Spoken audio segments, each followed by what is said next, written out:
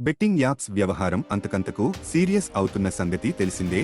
Apps మాయలో పడి చాలా మంది ఆత్మహత్యలు చేసుకున్న నేపథ్యంలో పోలీసులు ఇప్పుడు రంగంలోకి దిగిపోయారు. ఈ యాప్స్ ను ప్రమోట్ చేసిన ప్రముఖులపై దృష్టి సారించారు.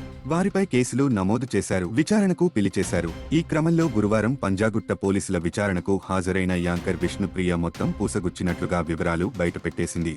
అదేదో సామెత చెప్పినట్లుగా ఇలా అడగ్గానే అలా మొత్త చెప్పేసినట్లుగా విష్ణుప్రియ పోలీసుల విచారణలో ఒక్క అంశాన్ని కూడా దాచుకోకుండా నిజాయితీగా వ్యవహరించిందన్న వాదనలు అయితే వినిపిస్తున్నాయి. తాను బెట్టింగ్ యాప్స్ ను ప్రమోట్ చేసిన మాట వాస్తవమేనని ఒప్పేసుకున్న విష్ణుప్రియ ఆ ప్రమోషన్ ద్వారా తాను భారీ ఎత్తున డబ్బు తీసుకున్నట్లుగా కూడా వెల్లడించింది. 15 బెట్టింగ్ యాప్స్ కు తాను ప్రమోషన్ చేసినట్లుగా ఆమె ఒప్పుకుందని సమాచారం. బెట్టింగ్ యాప్స్ ప్రమోషన్ కోసం తన ఇన్స్టాగ్రామ్ ఖాతాను వినియోగించినట్లు విష్ణుప్రియ ఒప్పుకున్నట్లు సమాచారం. ఇక ఈ వ్యవహారంలో తనకు తెలిసిన విషయాలన్నీ చెప్పేశానన్న విష్ణుప్రియ అంతకు మించి తనకేమీ తెలియదని చెప్పింది. దీంతో విష్ణుప్రియ బ్యాంక్ స్టేట్మెంట్లతో పాటు ఆమె మొబైల్ ఫోన్ ను పోలీసులు స్వాధీనం చేసుకున్నారు. పోలీసుల నోటీసుల మేరకు గురువారం ఉదయం తన న్యాయవాదిని వెంటబెట్టుకుని విష్ణుప్రియ పంజాగుట్ట పోలీస్ స్టేషన్ కు వచ్చింది. మధ్యాహ్నంలోగానే విచారణను ముగించిన పోలీసులు ఆమెను వదిలిపెట్టారు.